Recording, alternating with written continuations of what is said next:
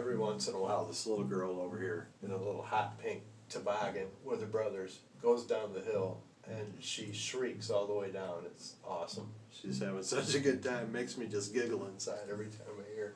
She's having a blast. Anyway, it's kind of cold out there today, but the snow is perfect for sledding. It's like powder. Anyway, this morning I woke up and I was thinking about something, and I decided I wanted to share it. So this is something that happened a while ago. I was born and kind of raised in a pretty conservative church family upbringing, and it was strict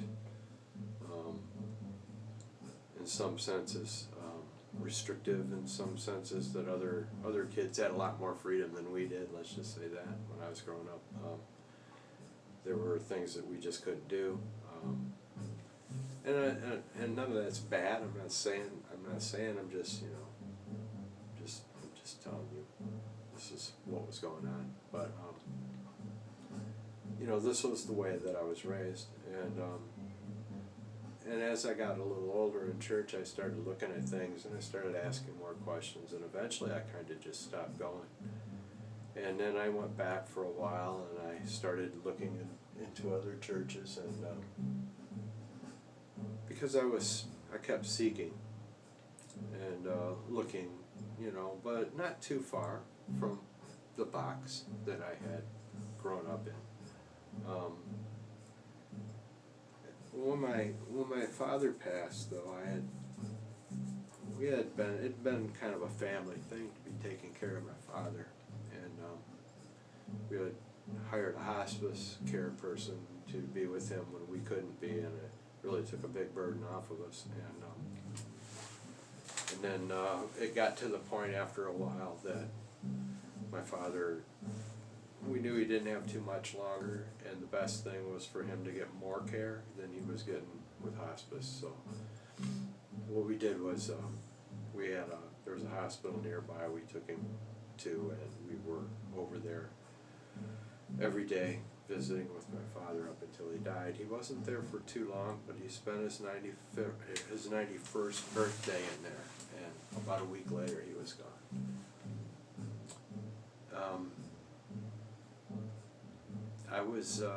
I had gotten off work and come over to my mom's, and we were going to go over and visit with my father, and she had a couple of things she was going to do. And so I was just going to relax for a few minutes, so I went downstairs and I took my shoes off and I was going to kick back on the couch until she was ready to go, which we had done this routine a couple of times. And so I went back upstairs for something that day, and the phone rang, and she stopped. And I just had a feeling about it anyway, and I stopped and waited for her to answer the phone. And she did, and she was real matter-of-fact, and I knew kind of by her reaction that something wasn't quite right. So she got off the phone and she looked at me and she said, "Your father is not responding, and they told us to, come right now." And she told me she was going to do a couple of things, and I think she wasn't quite, she had just heard this, so she wasn't processing everything just quite right, I'm sure. But she said she was going to do a couple of things and then she'd be ready, and I said, "Well, Mom," I said, "I'm just going to run downstairs and grab my shoes and put them on, and I'll be right back up and we can go, so just put that in a bag and take it with you. And we'll take care of it on the way and while we're there and whatever, but we'll just go." So I got downstairs, and my father, I was thinking about my dad. It's like, well, I don't want him to be alone. And I kept thinking about him being alone and what happens if we don't make it in time. And so I was bent down tying my shoe, and while I was bent down tying my shoe, I just prayed. I asked God that He would not be alone, that we would be there with him, or someone would be there. I mean, this was what I was hoping, and at the same time I was wondering how my dad was feeling right then. I was hoping that he wasn't feeling like no one around him, there was no one around him that he knew that cared. That's really what I was feeling. It was like, I hope we're there. I hope the last face he sees is of one of us, you know? That was sort of how I felt at that time. I remember that because it was just a connection that I had with my dad, and I felt that that was something that I really wanted to do. And so, at any rate, I ran downstairs, and I already said that, and I was tying my shoe, and I was praying for that. And I heard this kind of an audible, vibratory, almost in my skull, I don't know how to explain it, sound. But it only lasted a second. But what happened after that was incredible. And nothing that I ever believed or was taught before that prepared me for what I saw. But I'm going to say it. It was a vision. It can't be proven, but it's something that I definitely experienced. It's something that changed my path. It changed my path. So while I was praying, wondering how my dad was feeling, hoping, you know, he was not going to be there by himself, that he knew that someone was going to be with him.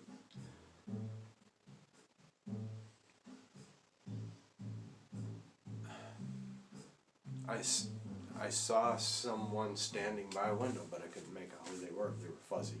Couldn't hear what they were saying. It was muffled. And then all of a sudden, I felt like I just went in this huge room with all these people that I knew, and everybody was happy, and I was happy as soon as I walked in. It was like, wow! And everybody, there was nothing in any of this experience that was negative. None of it. None of it. And the next thing I know, I've got these images coming at me that are just as real as an actual person I'm standing next to, just that real. And I'm seeing myself, from my point of view, running up and jumping in my father's lap when I was a child. I'm seeing my father at a younger age. I'm seeing his whiskers, you know. He's wearing a t-shirt. He's sitting in a different chair. I'm seeing all these details vividly, but they're coming fast. I see my father wrestling with my brother, my younger brother, on this old chenille bedspread, just laughing like crazy, and I had forgotten about all of it. And I'll never forget that bedspread again. I'll never forget any of that. I saw so many things. They were all people that we knew. They were all memories. They were coming so fast that I couldn't keep up anymore. I mean, they literally felt like they were hurting. They were coming at me so fast, and my eyes popped open, and I'm like, what the hell was that? It was like someone's life just passed in front of their eyes. That's what I was thinking.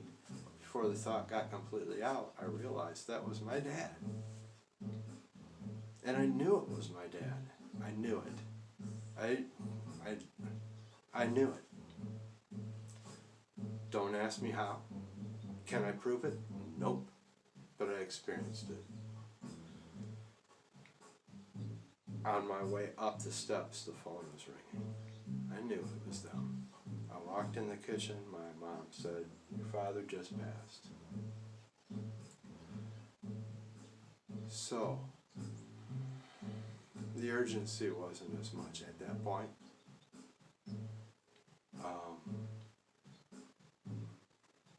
I remember by the time we got there, shortly after my niece arrived, one of the very first things she said to me was the first thing I thought of when you called me was about jumping up on Grandpa's lap, running and jumping on Grandpa's lap, like her and her brother had also done, like me and my brother had done, like all four of the brothers had done, and my sister as well.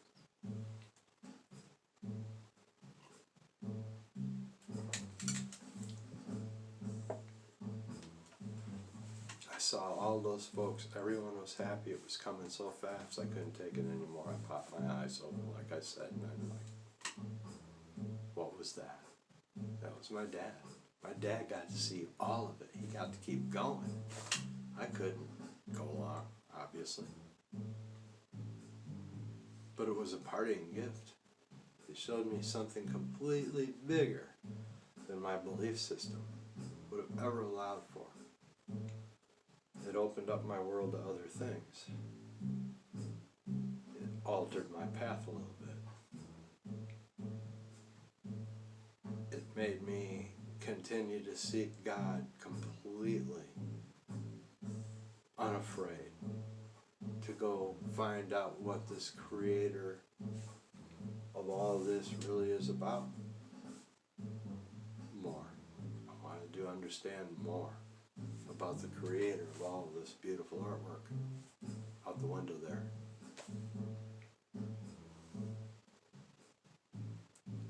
So this began a journey with me in 2007 when my father passed away, and he gave me a little parting gift. And I thought I'd share that because I think that kind of background might be a little better as far as understanding where I am coming from in the first place, and where I am, sort of. And I think I've said quite a bit about that here. So, at any rate, I got to get outside and shovel a little bit of snow and get my car out, and then I'm going to go do some grocery shopping. But anyway, hope everybody's having a nice Saturday, and take care.